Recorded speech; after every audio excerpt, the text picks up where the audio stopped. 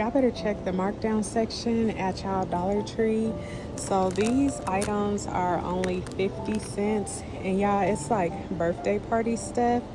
So you can easily grab this and, you know, save it, wait till the birthday, save it to next year. They got confetti.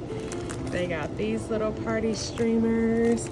They got a whole bunch of plates with matching napkins, some little bracelets. Yeah, and all this stuff is literally like 50 cents. And then they got some more over here, some plates and stuff. So I don't know about y'all, but like stuff like this, I will just buy because it's 50 cents and just hold on to it until I need it. Like these are 50 cents. You can't go wrong with that.